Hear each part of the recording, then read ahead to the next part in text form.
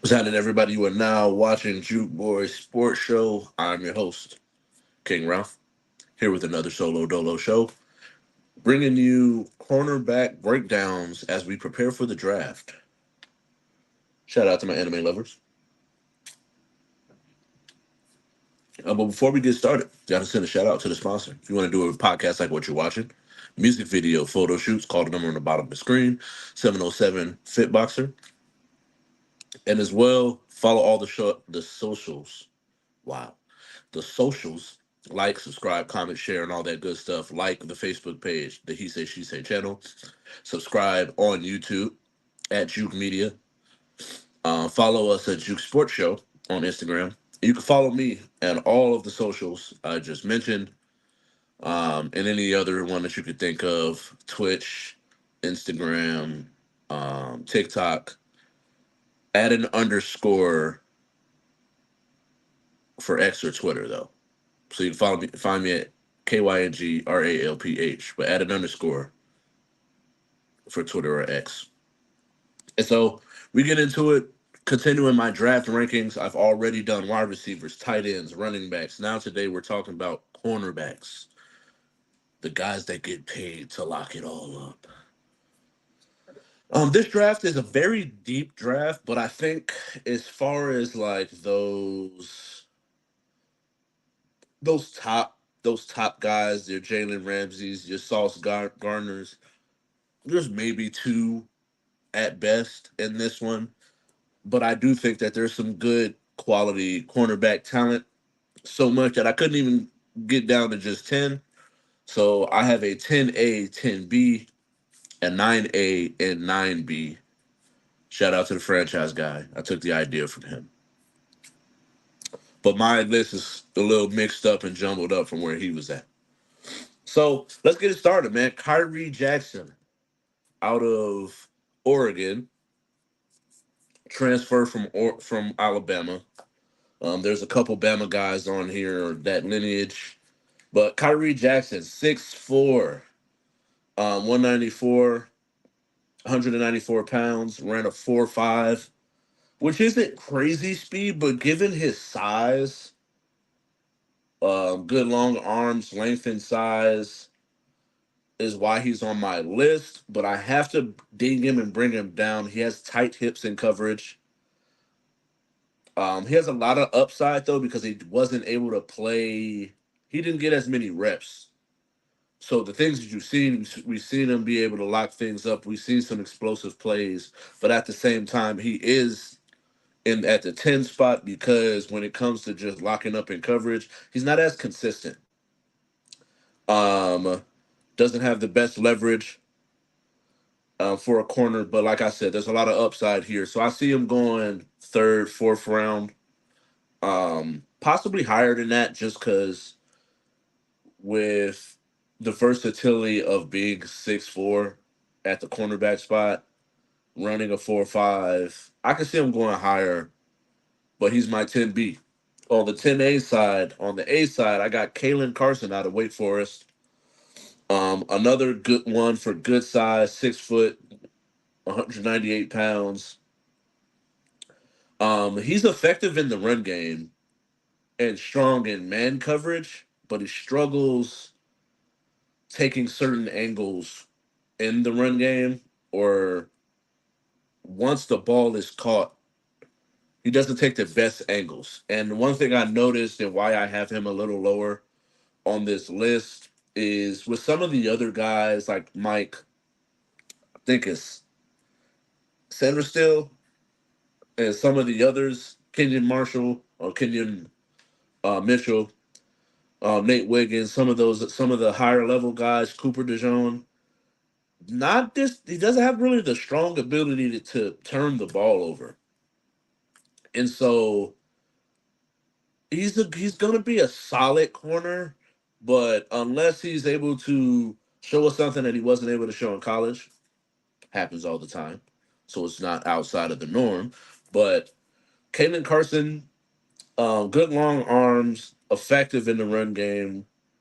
There's some people that I might have had a little higher, or I probably should have had a little higher. I probably would have him a little higher Then Kamari Lassiter, because he's just not effective in the run game at all. But I do think his coverage skills is better than Carson's, which is why I'm going to have him a notch higher. And he does have a little bit of an injury history. Um, Ended on the IR with in 21 and 22. So I just think, but he does have a lot of upside, good size, decent speed, strong in man coverage, strong in the run game. So if he goes to the right team, he can be a quality corner.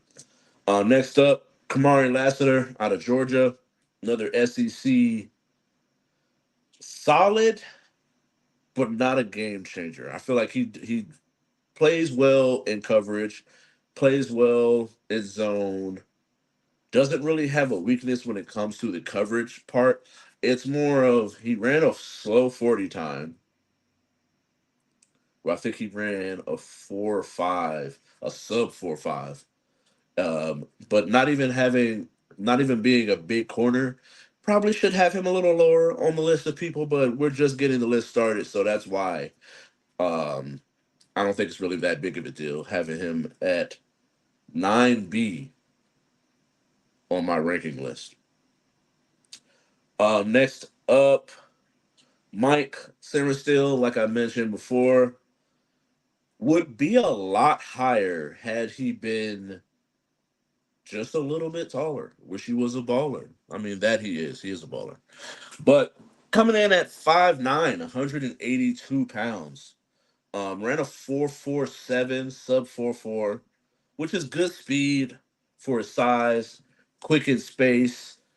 But he finished this year with 6 picks, two for touchdowns. Strong in zone. He's going to be strong in zone coverage, reading quarterbacks' eyes. He's best fit as a slot corner given his size.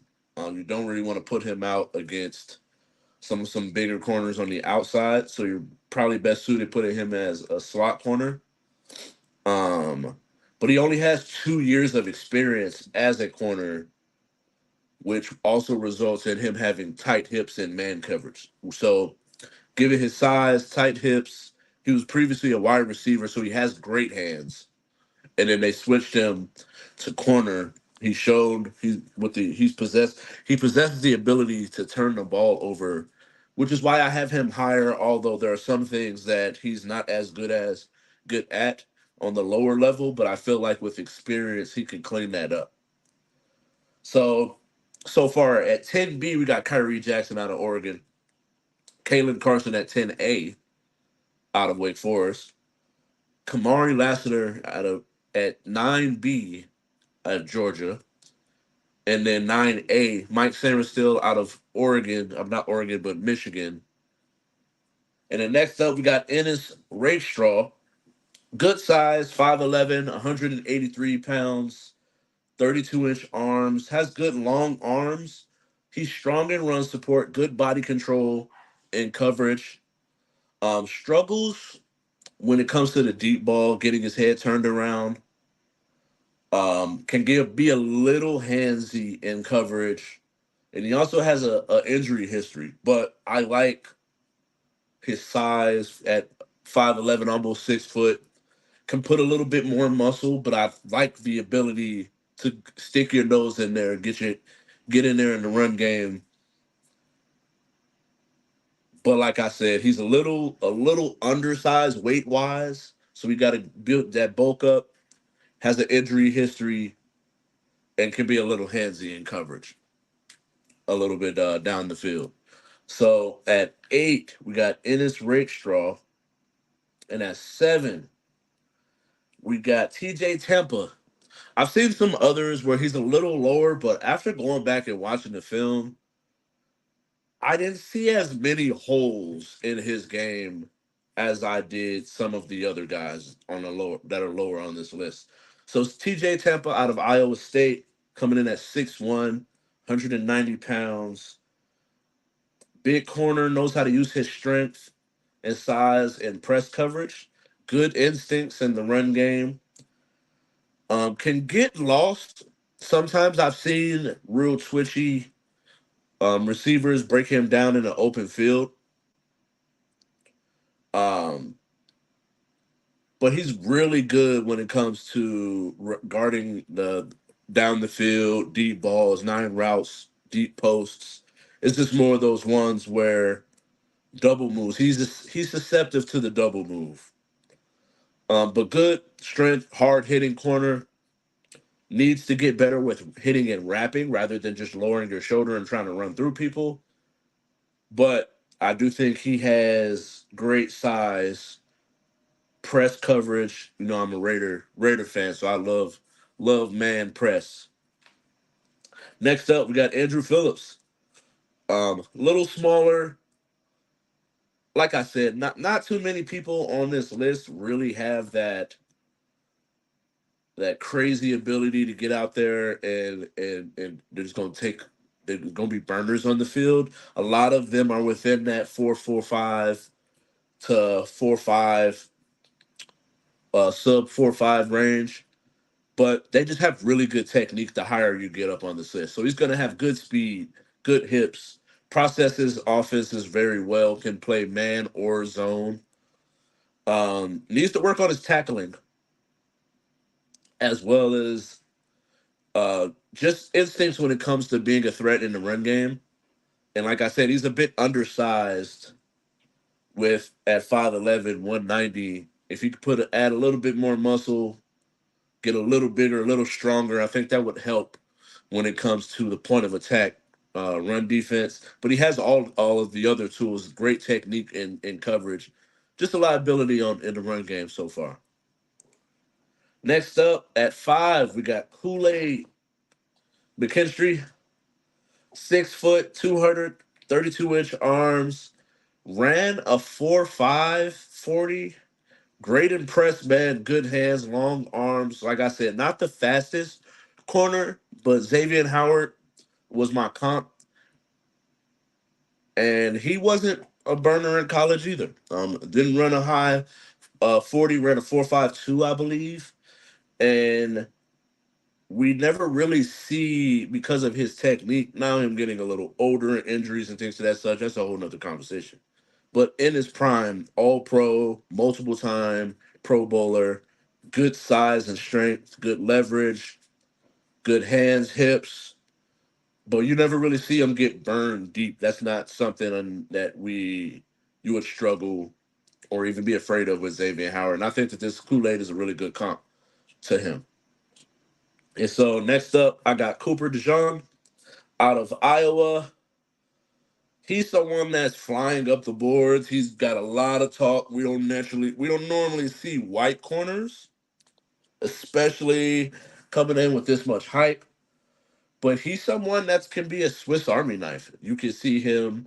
I can see him at safety, outside corner, slot corner, box safety, deep safety, because he's great with ball skills on a deep ball, great in run defense.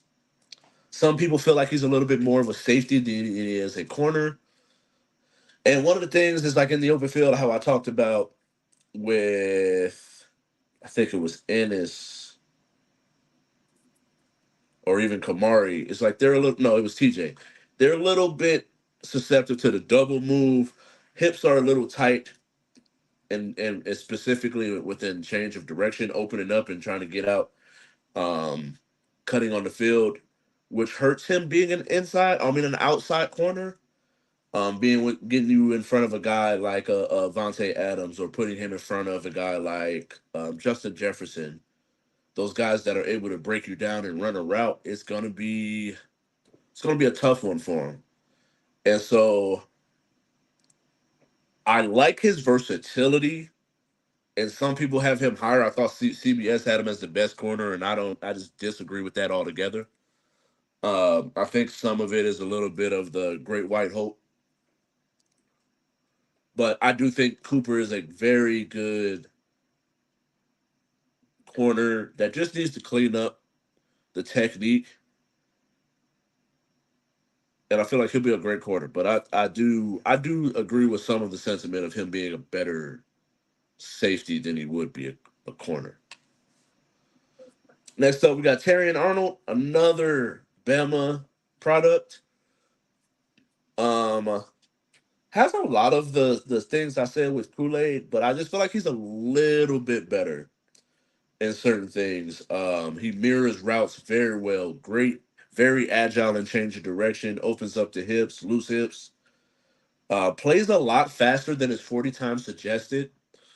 In the like for instance, like a comeback route, giving someone some of these corners, they know they're not as fast, so they give a lot of cushion, and then but the ability to close that gap. The franchise guy, he calls it gap squeeze. I think it's a route squeeze. Hold up, my charger. All right, sip straight. Back to it. So he does a really good job of that route squeeze, giving cushion, but also being able to close the gap in comeback routes, quick outs, quick ins, slants, things of that such. Being able to close that distance while being able to give some a little bit more cushion, because he runs a 4.5, but at the same time plays a lot faster on the field.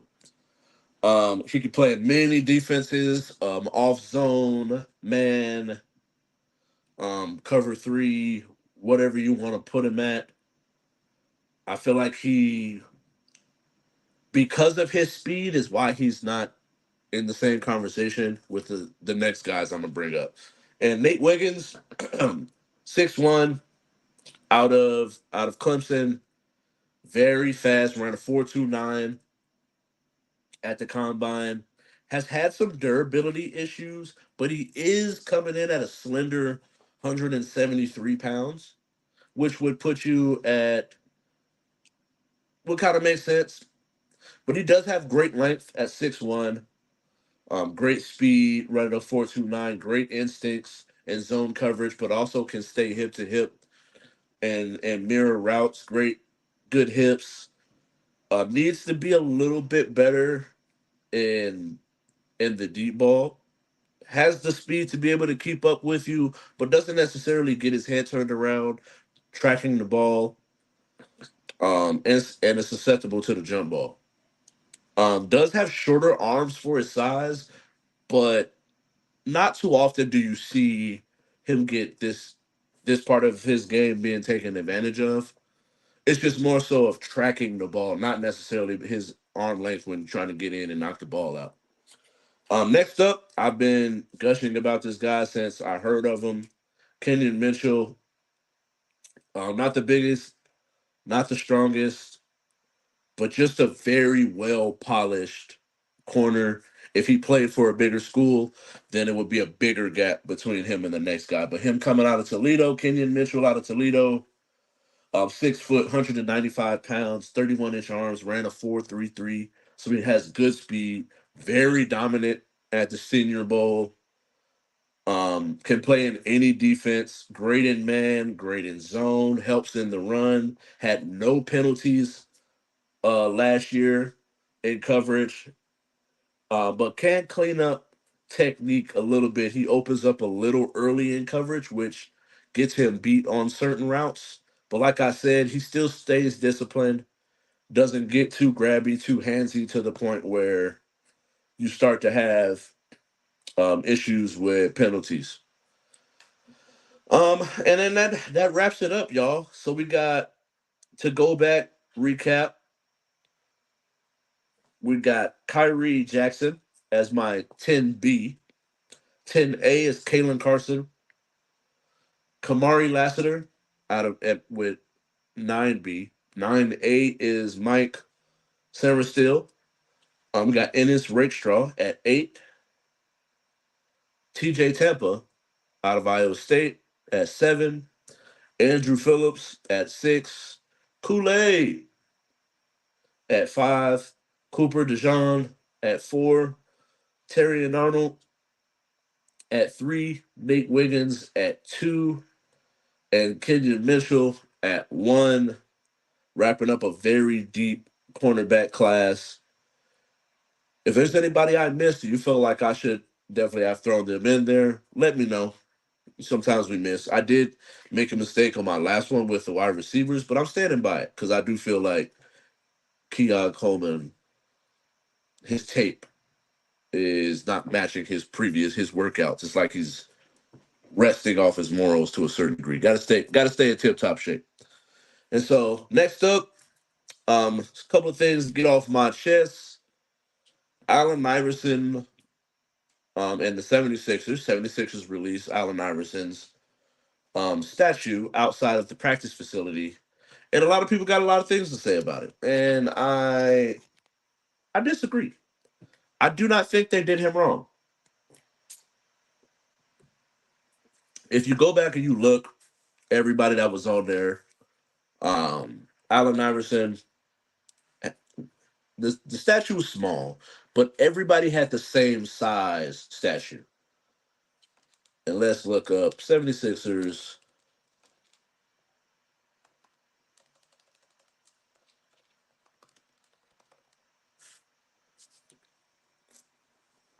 All right, let's go and look, see who are players that have a statue out there.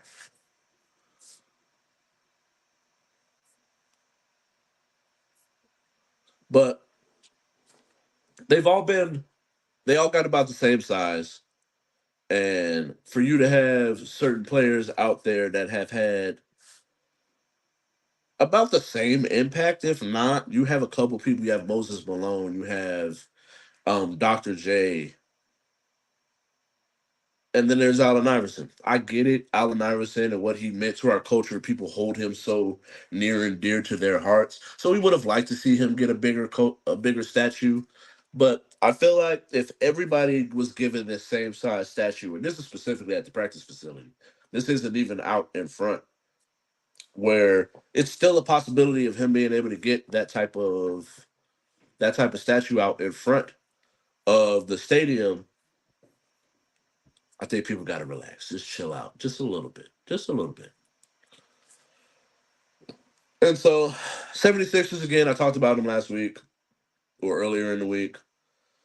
76ers get Joel Embiid back, survive a another health scare or injury scare with him in a victory over the Magic, eke out a victory. So they're right there in that framework with the Indiana Pacers, the Heater underneath, Bulls at 9, Hawks locked in at 10. So it leads to the question: Who is which team has the best chance of getting that eighth seed in the end? And I do think that the Bulls, with the injuries of Levine, don't really have the name of a DeJounte Murray and Trey Young, but I do think that they have the talent to be able to keep up with them. So I do think that in the end the Bulls will be able to a get a victory and at least be able to play for the eighth seed. But I just don't see I just don't see them beating the Heat. With the way it stands right now, I don't see the Sixers beating I don't see the Heat beating the Sixers.